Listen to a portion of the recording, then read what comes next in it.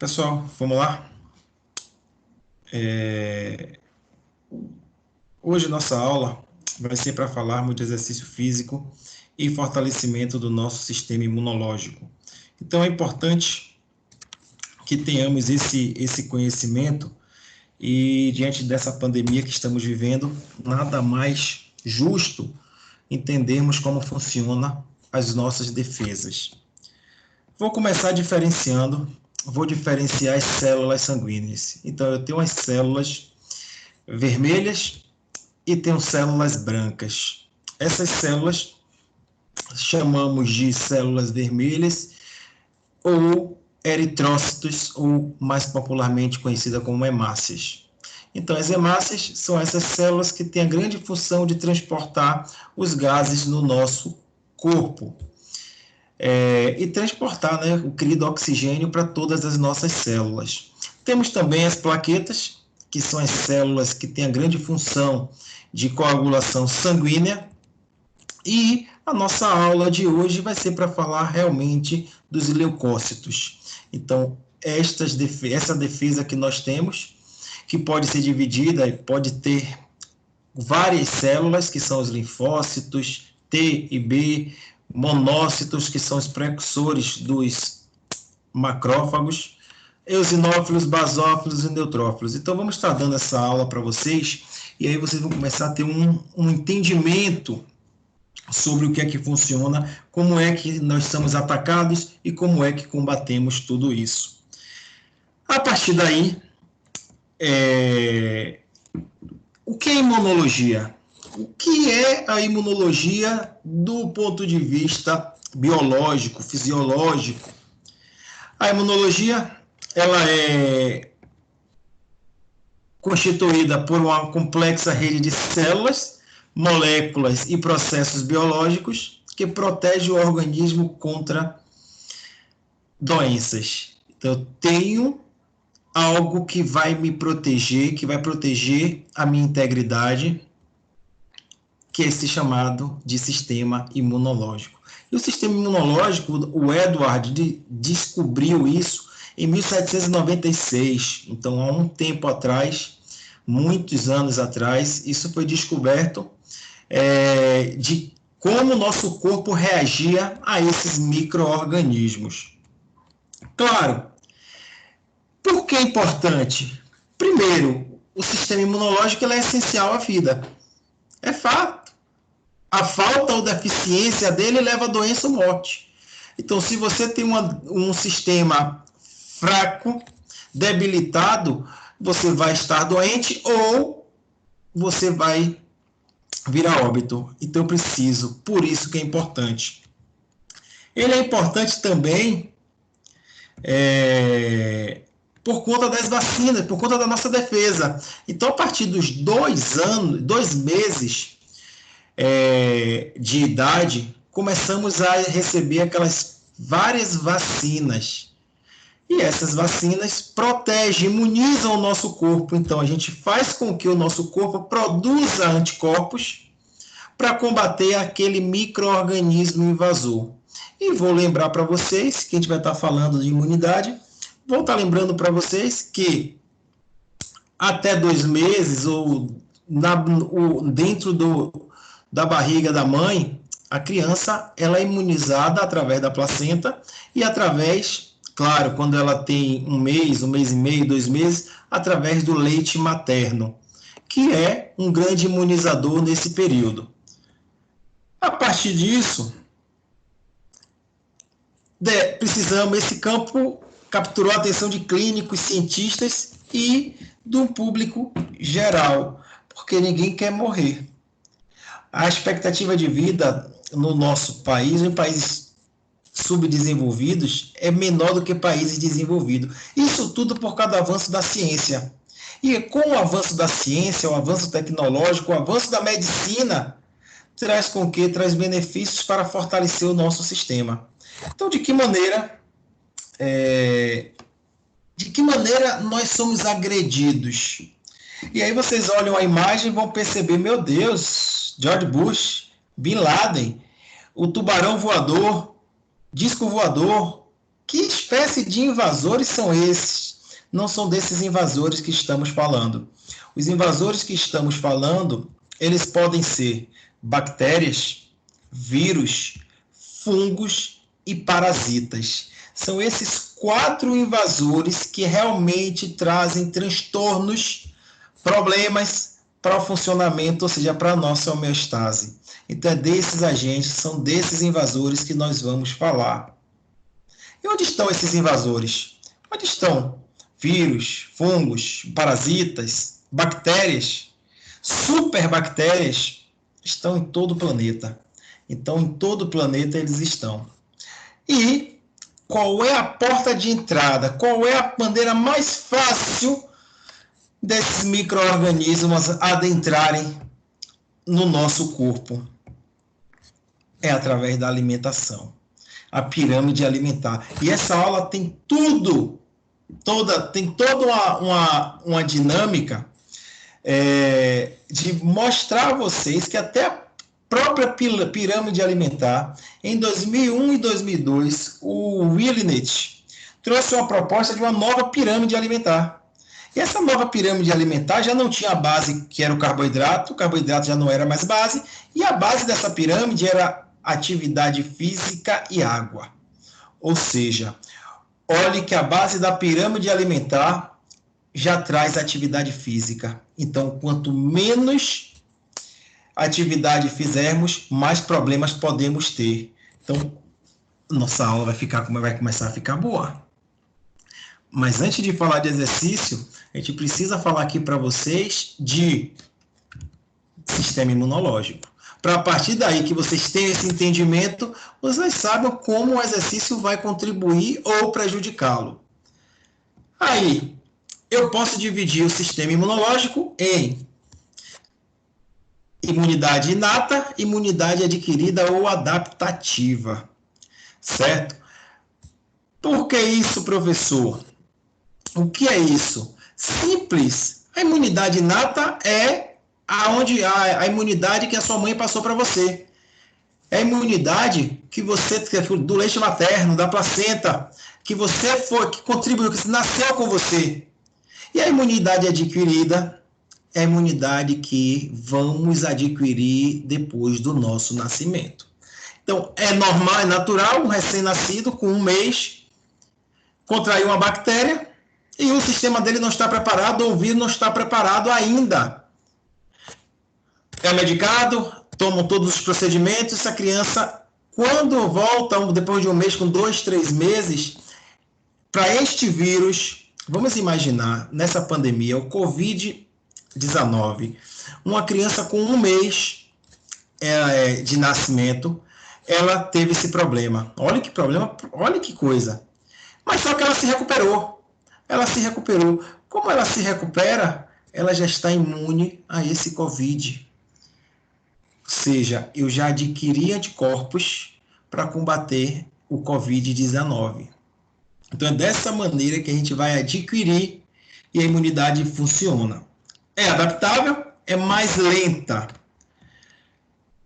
A inata, ela é chamada também de imunidade natural. Quando a gente pensa no exercício físico, a gente tem assim, características, a gente pensa no exercício e nós pensamos também em genética. Genótipo é a genética que o indivíduo trouxe com ele, ou seja, a carga genética. E fenótipo é o que ele vai adquirir com o tempo. Então, é muito comum, se você pegar o Usain Bolt, ele corre 100 metros. Ele tem a genética para correr 100 metros, 200 metros. Ele não tem uma genética, um genótipo para correr 42 quilômetros, uma maratona. Então, são características. Então, a imunidade inata, ela é a defesa que você já está ali, que você nasce e que sua mãe está passando essa defesa através do leite materno. Por isso que é muito comum o recém-nascido, pelo menos a nutrição, a Organização Mundial de Saúde, coloca que a criança, até os 6 meses, só precisa do leite materno. Só o leite materno já alimenta. Tem mães que dá papinha antes, tem mães que dá suco, dá água, mas para a comunidade científica, até 6 meses, o leite materno é o alimento do bebê. Além de alimentá-lo, também imuniza.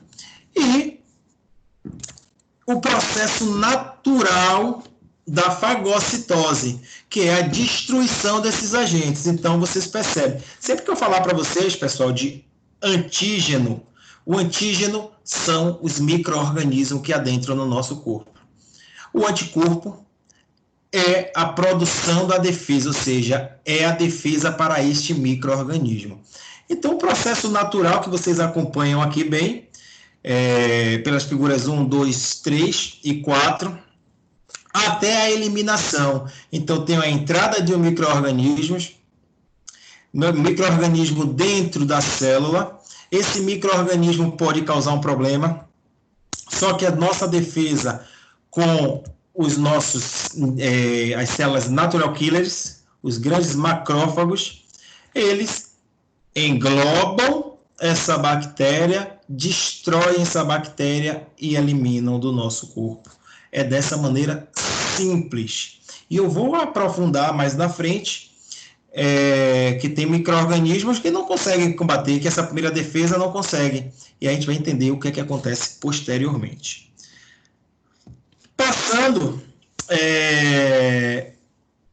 um exemplo aqui, o tecido, imagine que você cortou o seu dedo, que é bem comum, cortou com a faca. A faca tem vários micro-organismos que aproveitam e entram no seu corpo através da pele, porque cortou.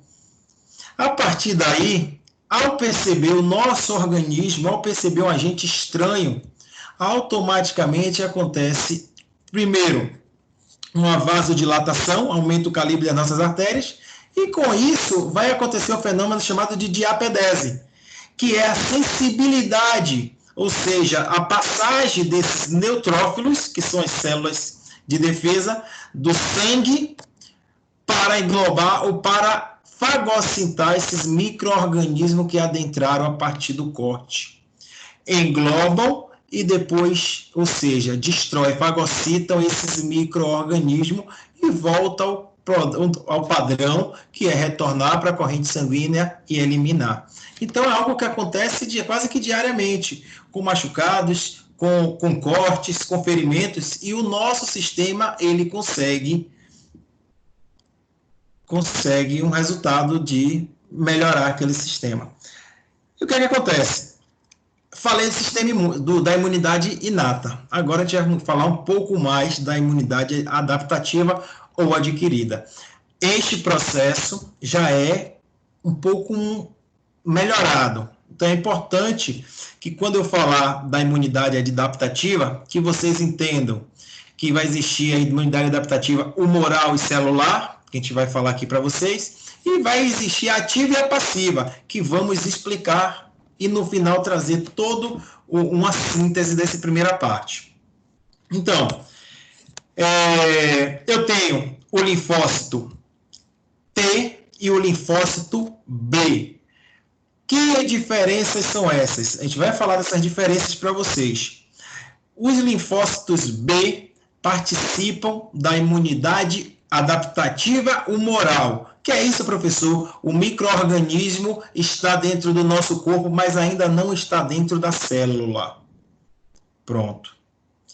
E eu tenho o linfócito T. Esse daí já vai responder quando o micro-organismo entra na célula, não foi destruído, eles entram na célula, aí a partir daí eu vou ter realmente que modificar o meu linfócito. O meu linfócito que vai destruir a bactéria celular vai ser o linfócito T. E a gente vai estar explicando melhor para vocês aqui, tá? Como eu falei, resposta humoral, linfócito B, e na celular eu já tenho. O que é que acontece aqui? Então você tem uma presença de um micro-organismo, de uma bactéria. Aí o linfócito B vai para destruir, fagocitar esse organismo, esse antígeno. Chegando lá, ele consegue destruir algumas, mas a bactéria se prolifera rapidamente. E ele não dá conta. Consequentemente, essa bactéria entra na célula. A partir daí, esse linfócito B, ele vai até alguma das nossas regiões que chamamos de linfonodos. Os linfonodos, eles estão no timo, no baço, nas amígdalas, chamada de tonsila lingual, nas axilas. Então, são locais de maturação dos linfócitos. Esse linfócito B que não conseguiu destruir a bactéria, ele tentou, então ele leva o código genético da bactéria. A partir daí, essas regiões que chamamos de linfonodos montam a defesa e aí quem vai agir são os linfócitos T. Como vamos mostrar nessa grande imagem. Espera aí que eu volto. Nessa grande imagem aqui. Só recapitulando, eu tenho a imunidade humoral, o linfócito B não conseguiu destruir, e a imunidade celular. Na célula já é o linfócito T que vai agir a partir do não sucesso do linfócito B, que vai até as regiões chamadas de linfonodos, montar uma defesa baseada no código, no DNA da bactéria, para ser levado e destruir essa bactéria. Como a gente mostra nessa grande imagem. Então, vocês vão perceber aqui do lado esquerdo da tela de vocês, é uma resposta humoral, onde eu tenho aqui a célula B. Deixa eu pegar aqui, cadê o pilotinho? Está aqui, mas tudo bem. A resposta aqui humoral, as células B, chama de linfócito B, eles destroem o antígeno ou a bactéria antes de penetrar na célula. Consequentemente, é fagocitada e destrói e acaba com o problema. Já quando não consegue e essa bactéria entra na célula, aí a nossa defesa é a partir dos linfócitos T, que é montado a defesa, como vocês estão vendo aqui na imagem, é montado uma defesa e vai destruir, vai fagocitar essa bactéria para ela não causar mais problemas ao nosso organismo. Então, é dessa maneira que a gente consegue imunizar. Ah, professor, e se essa bactéria normalmente retornar? Eu tenho realmente anticorpos para destruir essa bactéria. Só que o nosso sistema imunológico ele precisa de nutrientes. E, às vezes, a falta de nutrientes é importante que você pode, com o sistema imunológico debilitado, ser pego de surpresa e, de novo você está com esse vírus, ou de novo a bactéria. Por isso que é importante este fortalecimento do sistema imunológico. A imunidade adquirida, ela pode ser ativa e ela pode ser passiva. Como assim, professor? É assim, a imunidade ela é ativa, que a gente conhece muito bem. O indivíduo é exposto e monta uma defesa, ou seja, e desenvolve resistência. É simples. Qual o grande exemplo que eu trago aqui para vocês? O grande exemplo para vocês tem aquela criança que tem 10 anos, que mora no playground de um prédio no bairro Nobre, e tem aquela criança que mora na periferia e tem 10 anos. Aquela criança da periferia joga bola toda semana e tem contato com várias bactérias e vírus da lama, do mato, daquela região. Então, ela está imune. Ele ficou imunizado de que maneira? Porque eles passaram pelo problema. Eles passam, então eles estão imunes. Já a criança do play não brincou, e se for brincar nessa região e tiver contato com essa bactéria, a tendência é que ele tenha um problema. Só que, se a criança que mora em playground tem contato com esse vírus, mas tem um sistema imunológico forte, significa que ele pode combater, que ele pode não ser assintomático. Eu estou aqui falando para vocês e vocês estão vendo na televisão o tempo todo. Porque o Covid-19 80% vai ter o problema e não vai ter nem sintomas.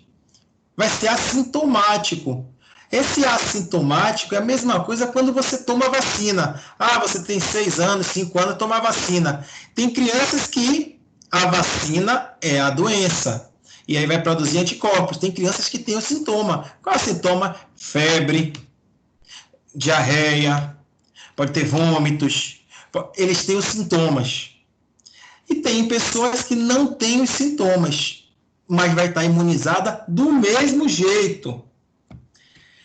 A imunidade passiva, a passiva é a natural. Se você pensar na natural, como a gente já falou, o leite materno e a placenta. E a não natural é quando o médico ele injeta no seu corpo anticorpos para determinadas doenças. Então, ela é passiva, você vai colocar em seu corpo anticorpos para determinado vírus, para determinada bactéria. É dessa maneira que a gente diferencia a passiva da imunidade ativa. Resumindo este primeiro bloco, certo? Essa aula é dividida em 3 blocos, certo? Bem legais. Na verdade, são 4 blocos. Eu e a professora Lila dividimos esses blocos. Então, eu vou estar falando sobre essa parte do sistema imune. Vou estar falando das citocinas anti- e pró-inflamatórias. Vou estar falando do exercício físico. E a Pro Lila vai estar falando para vocês de neuromodulação. Então, ele vai começar a pensar na parte neural. Bem legal, e quem acompanhar vai ter um bom esclarecimento sobre esse tema muito atual, certo? Resumindo, fechando esse primeiro bloco. As fases. Primeiro, reconhecer o antígeno, ou seja, o micro-organismo, o antígeno entrou no seu corpo, você vai reconhecer ele. Ó, vou ativar os linfócitos. O linfócito B destrói. Se não conseguir destruir, o linfócito T monta a defesa e dentro da célula consegue destruir. Depois tem a eliminação desse antígeno, ou seja, você vai excretar, eliminar. Ele foi destruído, você vai eliminar.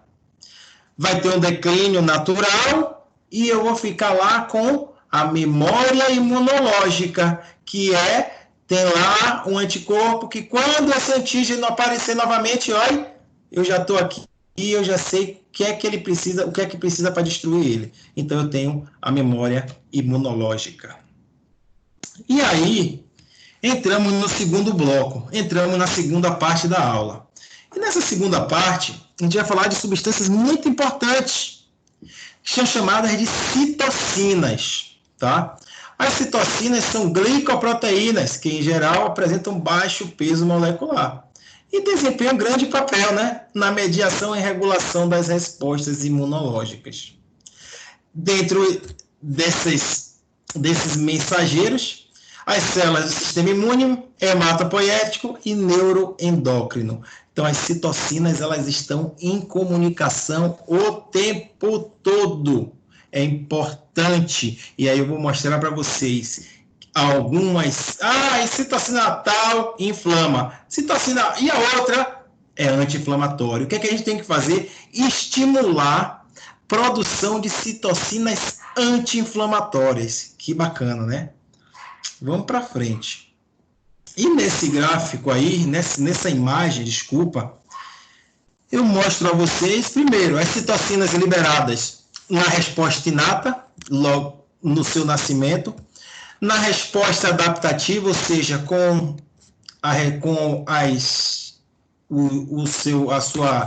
o aumento da sua idade, meses e anos, e essas citocinas, elas estão totalmente comunicadas. E eu falava sempre, as citocinas pró-inflamatórias do tecido, por que causam um problema gigantesco? A gente vai conhecer agora. Quantos problemas essas citocinas podem causar? E aí a gente pensa em quem? Diabetes, hipertensão, obesidade, dislipidemia. Então, eu estou pensando aqui em problemas que vão comprometer o seu bem-estar o seu dia a dia. Quais são as citocinas anti- e pró-inflamatórias? Tem uma imagem aqui muito legal que eu vou falar dela daqui a pouquinho. Resumindo, olha que vocês vão ter uma oportunidade de pegar resumido. Olha que bom. As citocinas anti-inflamatórias principais, interleucina 10 e fator de transformação de crescimento beta. Elas têm outras funções, mas a grande função dessa é inibir a ação das citocinas pró-inflamatórias. Que maravilha! Além, eu tenho também as principais citocinas pró-inflamatórias, que são interleucina 1, interleucina 2, 12, 18, interferon e fator de necrose tumoral alfa. Elas inflamam o nosso tecido. Então, nós temos aqui citocinas que inflamam e citocinas que não, que deixam o ambiente sem inflamação. Eu quero chamar aqui a atenção de vocês, nesse momento, para que eu tenho a interleucina 1. A interleucina 1, que vocês estão vendo aí em vermelho, a interleucina 1, ela é uma interleucina pró-inflamatória, ou seja, ela inflama. Só que o nosso organismo tem uma outra interleucina 1 chamada de interleucina 1-RA. Essa interleucina 1-RA, ela inibe a ação da interleucina 1. Consequentemente, eu não teria uma inflamação. Da mesma maneira, eu tenho a interleucina 6. A interleucina 6, ela é pró-inflamatória. Só que ela sintetiza, ou seja, só que ela promove ou desperta a interleucina 10. E a interleucina 10 é uma interleucina anti-inflamatória. A interleucina 10 também inibe a interleucina 1, a interleucina 6 e o fator de necrose tumoral alfa. Ou seja, a interleucina 10 ela é espetacular para manter um organismo sem inflamação. Muito importante. Então, essa primeira parte, olha só, a interleucina 6 é uma citocina que participa do processo inflamatório, ou seja, responsivo. Professor, você acabou de falar, professor, que a interleucina 6, isso. Ela é responsiva à inflamação, só que ela tem uma outra ação, indiretamente. Qual é a ação indireta dela, professor? Ela estimula a síntese de interleucina 1-RA, porque a interleucina 1-RA vai inibir a ação da interleucina 1, e também estimula a síntese de interleucina 10, que a interleucina 10 é totalmente anti-inflamatória. Por isso, é visto dentro do músculo, tem sido denominada, ou seja, essas citocinas dentro do músculo, chamamos elas de miocinas, tá? E aqui na imagem, vocês percebem na imagem, a interleucina 6 na porta, aumento de gliconeogênese durante o exercício. A gliconeogênese é a produção de açúcar ou de glicose a partir de outro substrato.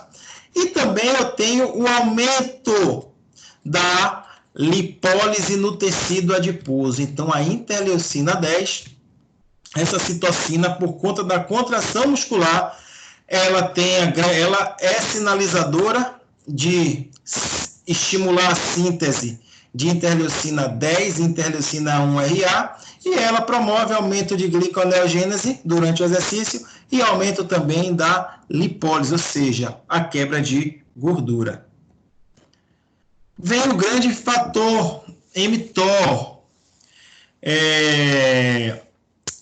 que é o ciclo da rapamicina em mamíferos. O mTOR é o outro grande sinalizador. Estamos falando de ativação. E aí a gente precisa entender para que a gente chegue na parte de exercício e saiba somar. Porque não adianta entender de exercício ou entender de sistema imunológico e na hora de fazer o casamento. Como é que eu vou juntar isso? Como é que eu vou fazer como é que vai ser esse mecanismo? A gente vai estar passando isso para vocês aqui. Vamos lá. O mTOR, ele é um grande sinalizador de síntese proteica. Temos o mTOR, aqui nessa aula a gente vai falar de mTOR C1 e C2, mas temos o mTOR C1, C2, C3, C4 e C5, tá? Não vou bagunçar a cabeça de vocês. O mTOR C1, que é o grande, ele é o grande estimulador de síntese de proteína. Ele tem proteínas chaves que estimulam. O que é que pode estimular mTOR? O exercício físico intenso estimula mTOR, certo? Leucina estimula mTOR. Insulina, ou seja, fatores de crescimento insulínico estimula mTOR. Quem não estimula mTOR e que é contrário ao mTOR é o AMPK. O AMPK, ou seja, essa monosfosfatase proteína quinase, é um sinalizador de gasto, de queima. Então, eles são antagônicos, mTOR e AMPK. E aí, o que é que acontece? Eu falei do mTOR C1, que ele tem esse efeito de estimular a síntese de proteína.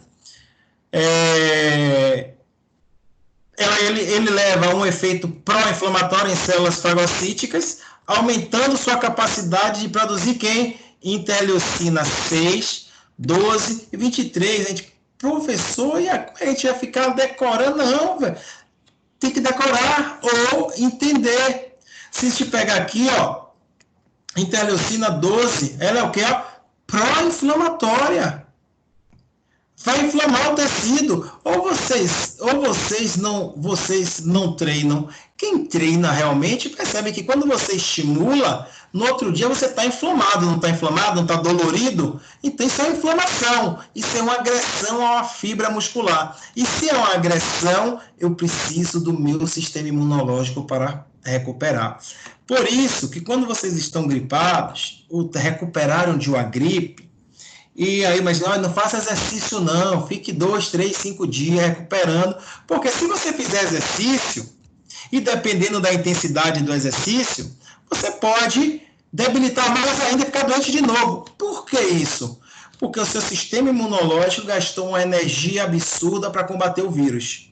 Aí você recupera-se, no momento que você está terminando a recuperação, você vai e inflama o tecido muscular.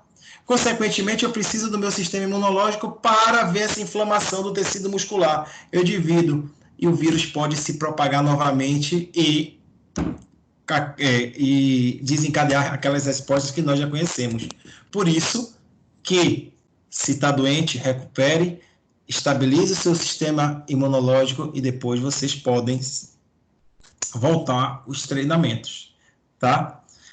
Tem outras células, o herpes 1 e herpes 2, o herpes 1, o herpes 17, são auxiliares, H1, H17, são auxiliares do linfócito T. Então, o linfócito T ele tem algumas vias, tem algumas células que auxiliam ele, certo? No combate ou no tratamento dessa inflamação ou da infecção. Então, como vocês olham na imagem, então, exercício físico, fatores de crescimento, citocinas, receptores de antígeno e moléculas coestimulatórias. Então, eles estão ali dentro da célula trazendo danos ao nosso DNA, danos à nossa estrutura. E a partir disso, eu preciso realmente recuperar.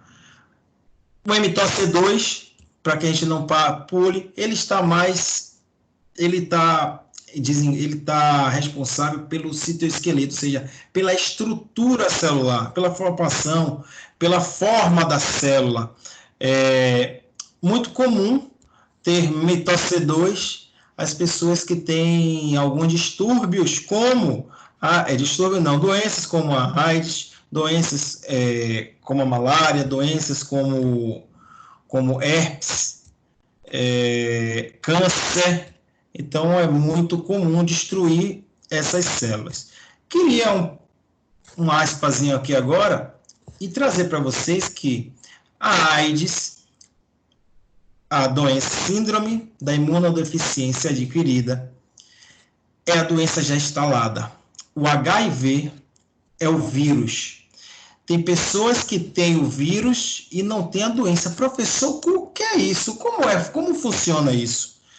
Pessoas que têm o vírus podem passar para outras pessoas, só que não tem sintomas nele, é assintomático nele. Ele ainda não teve. Porque quando essa pessoa que tem o HIV tem a doença, tem os sintomas, ele aí já tem AIDS.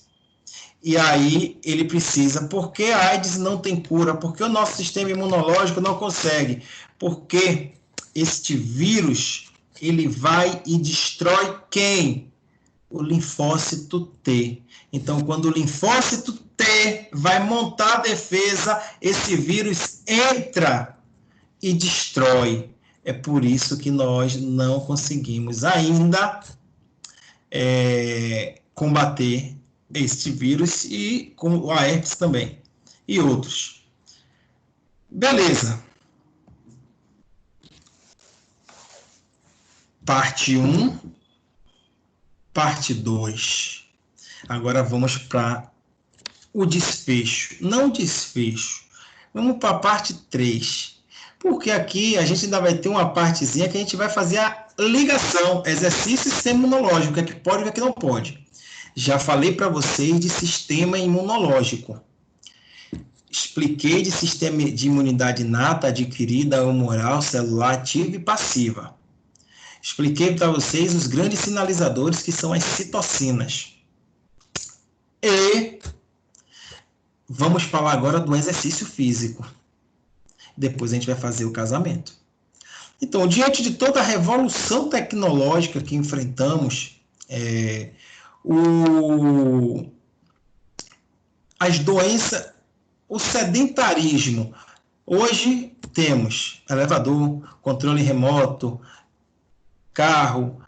Somos sedentários. 80% da população brasileira é sedentária, de acordo com o IBGE de 2017. E aí o que é que acontece? Com o sedentarismo, trouxe o quê? As doenças crônicas não transmissíveis. Obesidade, câncer, hipertensão, diabetes, lipidemia, todas essas doenças. E a maneira que a gente tem de melhorar e combater é como? Trazendo atividade física ou exercício físico para melhorar a nossa saúde.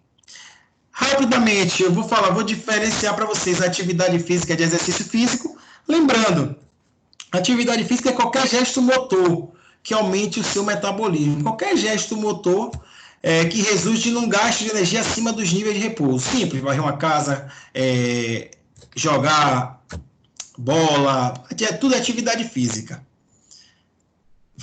Lavar um prato.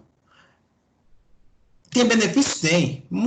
Alguns benefícios. Mas se fizer atividade física, varrer casa todos os dias, vai chegar daqui a 2, 3 meses que o seu organismo entrou em homeostase, em equilíbrio, e você não tem mais ganhos com isso.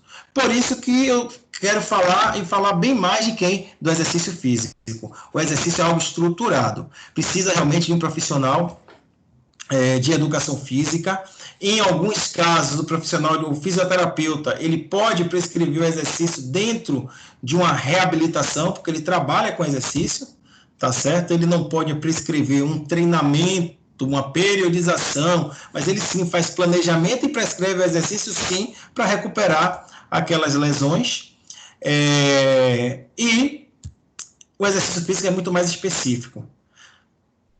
Visa a obtenção de um objetivo concreto e manutenção da melhoria ou da aptidão e das qualidades físicas. Assim, flexibilidade, força, condicionamento cardiorrespiratório, agilidade, velocidade, todas essas qualidades físicas nós vamos desenvolver. Mas traz alguns benefícios. Traz alguns benefícios. Deixa eu ver se aqui. Os benefícios, desculpa, Passou. Aumenta o gasto calórico. E aí as citocinas vão entrar agora. A gente vai falar um pouquinho disso. Estimulação da captação de açúcar no músculo esquelético independente da insulina. Eu tenho um carreador que eu vou mostrar mais na frente, na entrada das mitocôndrias, chamadas de, na membrana da mitocôndria, GLUT4. Esse GLUT4, ele puxa o açúcar do sangue ou da célula e joga na mitocôndria para oxidar. Olhe, se eu tenho algo na minha célula que vai facilitar a entrada de açúcar para oxidar, o que é que eu preciso fazer? O exercício físico.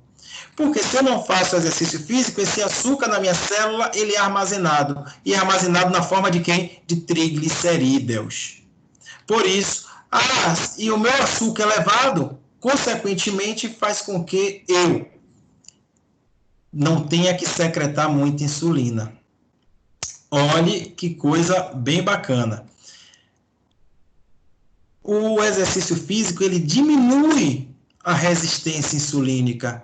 As citocinas, interleucina 6, a citocina, fator de necrose tumoral alfa, a interleucina 1. Essas interleucinas são pró-inflamatórias e, consequentemente, faz com que a insulina não se ligue ao açúcar. Olha que inflamação, olha como essas citocinas são importantes. Não se liga ao açúcar. E aí o que é que acontece? Esse açúcar fica na corrente sanguínea e a insulina também fica na corrente sanguínea, vão todos, primeiro, para o fígado para ser metabolizado. Imaginar que você tem grande quantidade de insulina e grande quantidade de açúcar no sangue. Tem alguma coisa errada. Você não está diabético. Você ainda não é diabético, mas você pode se tornar diabético. Então, muito cuidado. Por isso que o exercício físico vai diminuir esse processo inflamatório e, consequentemente, a insulina vai voltar ao trato normal de se ligar à molécula de açúcar e levar e conduzir ela até a célula. O exercício físico, ele é adjuvante no tratamento dos mais diversos distúrbios metabólicos. Hipertensão, obesidade, dislipidemia. O exercício físico é bom. E com o exercício físico, como eu falei do GLUT4, consequentemente eu não vou sintetizar triglicerídeos. Eu não vou fazer com que esse açúcar vire gordura, porque eu estou queimando, eu estou gastando ele. E também tem a melhora do nosso sistema imune, que a gente vai estar mostrando. Quando a gente fala em intensidade de exercício, de acordo com o Colégio Americano de Medicina do Esporte, intensidade moderada é quando a gente tem de 40% a 59% do VO2 máximo. O VO2 máximo é o consumo máximo de oxigênio. A frequência cardíaca, de 55% a 69% da frequência cardíaca máxima. Para descobrir frequência cardíaca máxima, VO2 máximo, precisamos de um teste, tá certo? O teste mais fidedigno e padrão ouro é chamado de ergospirometria. E lá você tem toda a sua frequência e o seu VO2 máximo. Ou pela percepção subjetiva de esforço. É uma escala que foi desenvolvida na década de 60 pelo fisiologista sueco, o Gunnar Borg, e tem uma escala de 6 a 20, entre 6 é muito leve e 20 é muito difícil. E a escala 12-13 é uma escala intermediária, ou seja, uma atividade moderada. Atividade alta, VO2 60 a 84, escala de Borg de 14 a 16 e a frequência de 70 a 89%. Isso é a diferença. É importante diferenciar, porque é isso aqui que vai estar, vocês vão estar prescrevendo o exercício com intensidades adequadas. Até fiz uma publicação na minha rede social, professor Alexandre Veloso, no Instagram, fiz uma publicação, escrevi um capítulo de livro, vou publicar até agora a chamada lá do capítulo, que já está disponível. E a intensidade, ela é importante porque ela pode diminuir sua imunidade ou pode aumentar sua defesa. Eu tenho também a Sociedade Internacional de Exercício e Imunologia, que tem qual foi o posicionamento deles em 2017? Disfunção imune observada após exercícios após exercícios com mais de 1h30, prolongado, e trabalhando com VO2 de 55 a 75%. Seria um VO2 de moderado a alto. Aí sim, se você ficar 1h30 correndo com essa intensidade aí de 55 a 75 do VO2 máximo, aí teríamos problemas para nossa imunidade. Eu tenho 3 vias em falar de exercício, eu tenho 3 vias. Eu tenho a via do ATP-CP, eu tenho a via glicolítica e eu tenho a via oxidativa. Vou lembrar para vocês que a nossa célula, ela não entende, certo? É bom que fique claro. A nossa célula, ela não entende o que é gordura, o que é proteína, o que é carboidrato. Não, ela sabe o que é ATP. Olha o exemplo que eu vou dar aqui para vocês. E vou imaginar que eu vou para França, encontrar 2 amigos na França, certo? E aí, um amigo meu, ele é americano, e o outro amigo é argentino. A gente chega lá na França e vamos jantar num restaurante francês. E a minha moeda é real, a moeda argentina é peso, e a moeda americana é dólar. Lá na França só aceita euro. Então eu preciso ir no câmbio, trocar, os meus amigos trocar por euro e pagar. Pronto. Aí a célula vai aceitar euro. Então a célula entende o que é ATP. Adenosina trifosfato. E a adenosina trifosfato, ela só consegue gerar energia por 2 segundinhos só. Somente. Só que ela tem um grande irmão, aquele irmão que abraça e diz assim, eu estou com você para tudo, ou quase tudo, que é a fosfocreatina, o CP, como estamos mostrando. Então, se o ATP ele gera 2 segundos, quando ele quebra a ATP, adenosina trifosfato, o ATP vira ADP, adenosina difosfato. Para gerar o ATP novamente, eu vou precisar liberar um fósforo. E esse fósforo vem da fosfocreatina. Só que a fosfocreatina só consegue alimentar esse sistema entre 4 e 6 vezes. Ou seja, se o ATP só gera 2 segundos e a minha fosfocreatina, esse meu irmão, pode suportar até 6 vezes me alimentando de fósforo, ou seja, 6 vezes 2, 12. Então, atividades que levam até 12 segundos, essa atividade só vai usar como substrato ou como fonte de energia adenosina trifosfato, ATP-CP. E a ressíntese? A ressíntese desse ATP acontece até de maneira rápida. Que de maneira rápida, professor? Se você faz uma atividade intensa de 12 segundos, depois, você descansa 30 segundos. Se você descansa 30 segundos, o fosfocreatina poderia liberar 4 vezes para formar ATP de novo, não é isso? Pronto. Se de 30 segundos eu recupero 50%, 4 ou 6, né? 50% eu recupero 3 vezes. Então, no segundo, se eu dou um intervalo de 30 segundos, é assim, ó, vamos pegar corrida ou atletismo, corrida de 100 metros. Aí o Bolt sai, primeiro tiro 9 segundos, o recorde dele. 9 segundos no máximo. Só usou ATP-CP. Ó, respirou 30 segundos. A gente pede para o Bolt de novo, Bolt, vai, pau. Ele vai conseguir? Não vai. Ele só vai liberar mais 3, ou seja, 3 vezes 2, 6 segundos do ATP. Para que ele esteja com estoque novamente com ATP, com a fosfocreatina ressintetizada, ele vai precisar de 5 a 10 minutos. Aí sim, ela vai gerar 6 vezes os 2 segundos que você tem ali. É dessa maneira que a gente começa a conceber a bioenergética. Professor, e quando passa de 12 segundos, 20 segundos, 30 segundos, a partir daí eu vou fornecer ATP através do meu ciclo glicolítico, que é o ciclo da glicólise. E a glicólise pode ser aeróbia ou anaeróbia. Então, quem vai fornecer esse ATP vai ser a glicólise. Perfeito.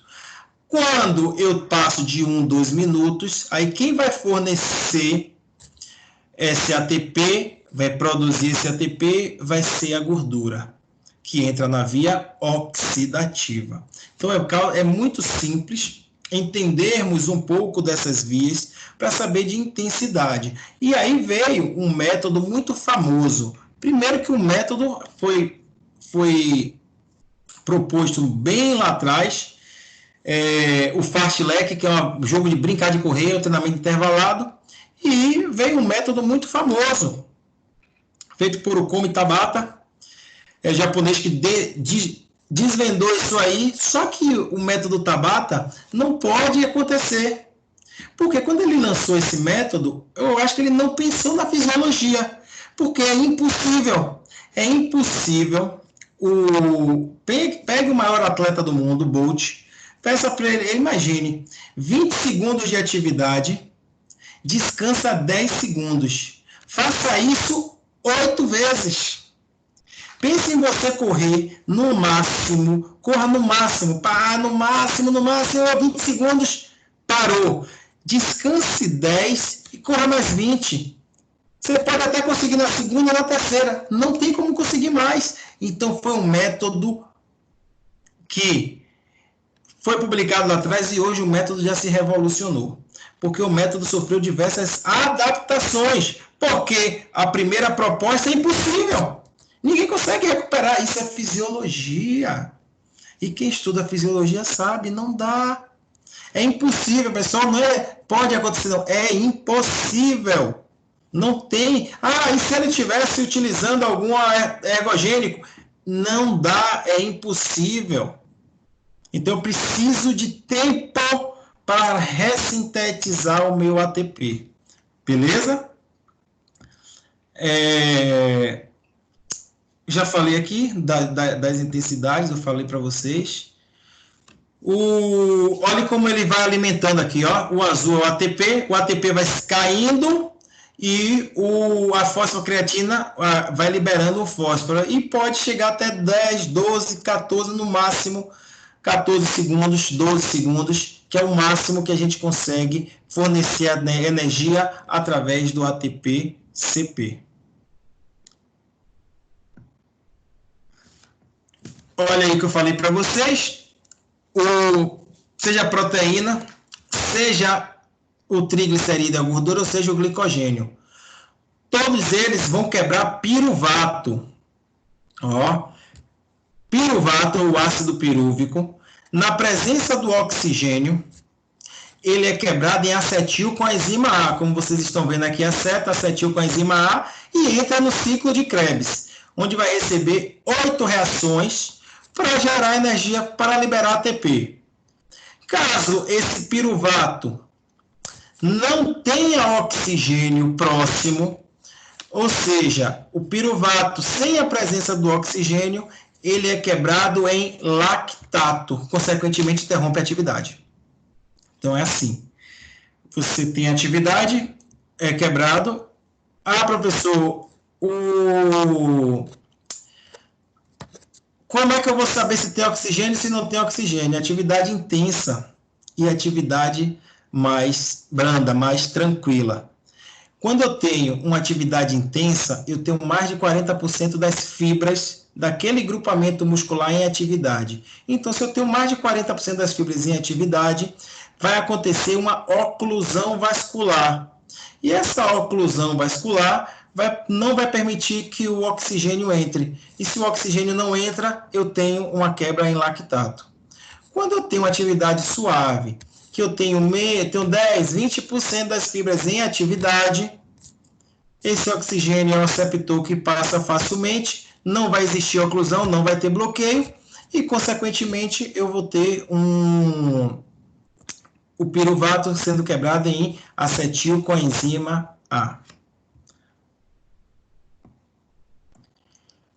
E aí o desfecho. O desfecho da nossa aula, que vem a última parte, que vai ser brilhantemente conduzida pela professora Lila, de neuromodulação, para que vocês consigam conectar as ideias. Então, a produção de citocinas anti-inflamatórias, como interleucina 10, 1RA, que inibe a interleucina 1, é bem documentada em indivíduos praticantes de exercício físico. Que maravilha! Então, a prática regular de exercício físico reduz a produção de citocinas pró-inflamatórias, como a interleucina 1 beta e fator de necrose tumoral alfa. Olha que coisa bacana! Eu vou diminuir a inflamação do meu organismo. O exercício moderado, praticado de maneira regular, e aqui começa a entender o que é moderado e o que é intenso.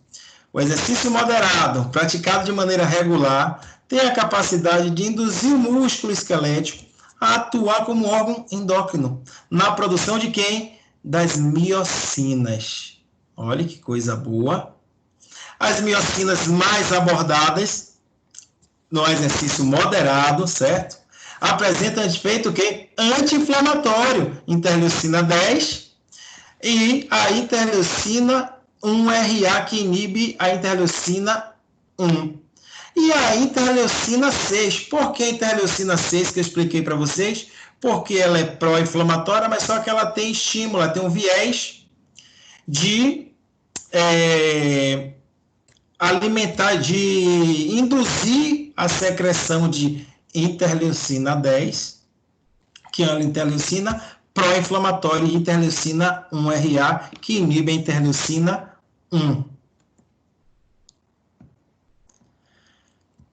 O exercício moderado, como a gente traz essa imagem bem bacana. Primeiro, do lado direito, vocês vão perceber a melhora dos parâmetros fisiológicos. Primeiro, com exercício físico, você tem perda de peso.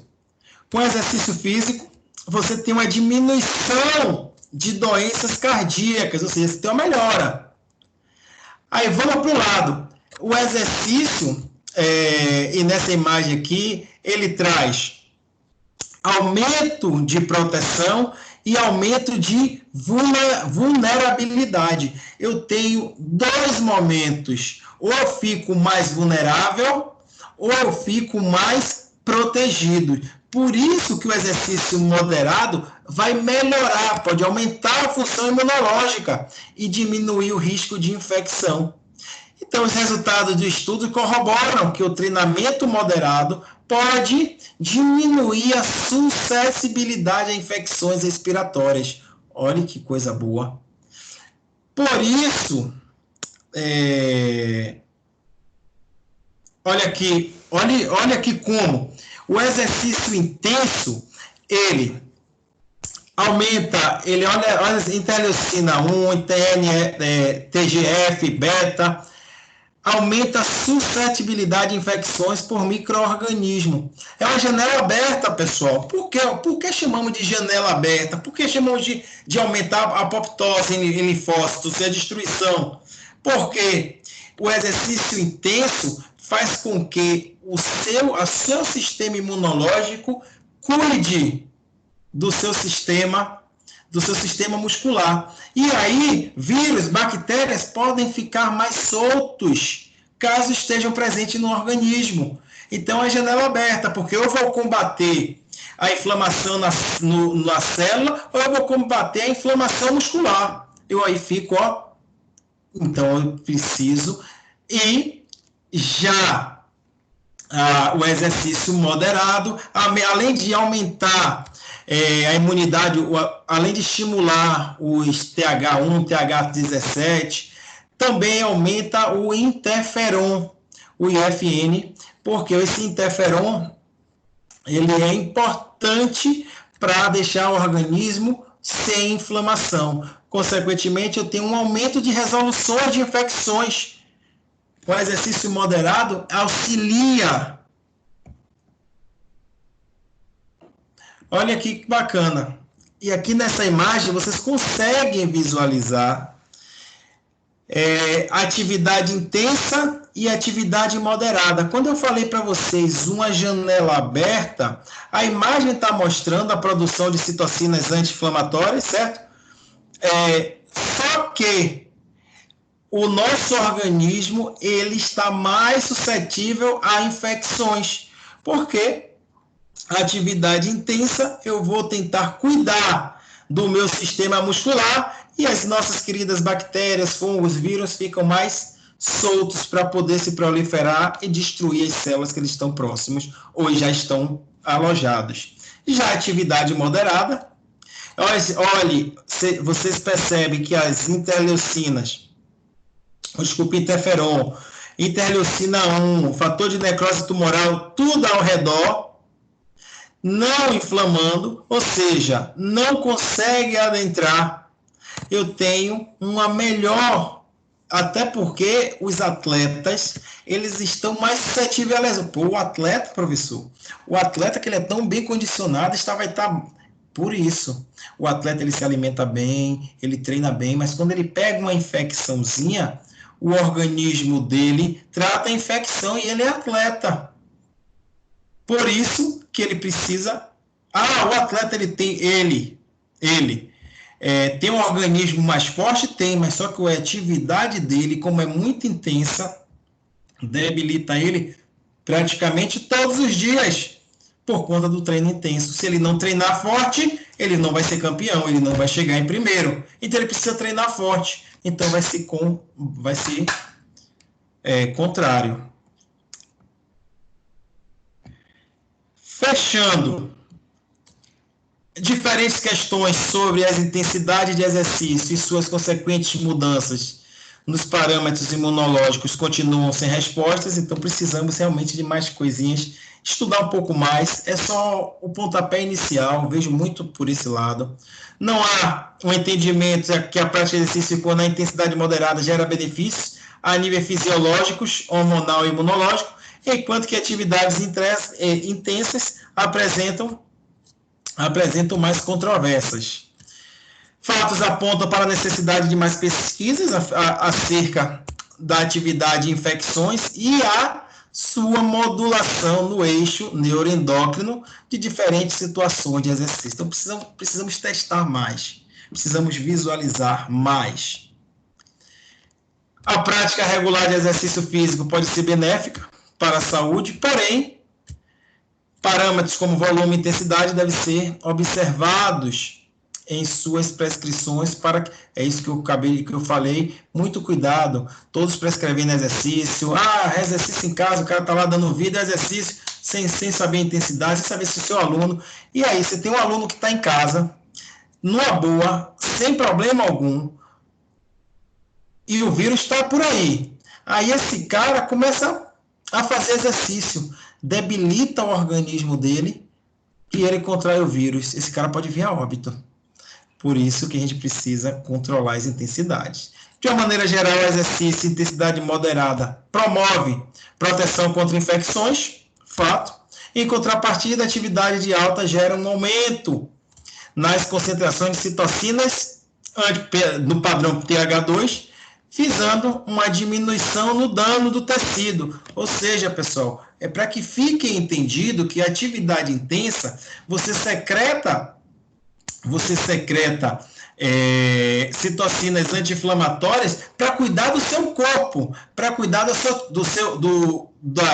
para recuperar essa fibra, para que vocês não atrapalhem. Só que cuidar dessa fibra, a janela fica aberta. Uma bactéria entra, um vírus entra, olha aí, quem é que vai poder cuidar se eu estou tratando um lado? Para que fique muito claro para vocês. Certo?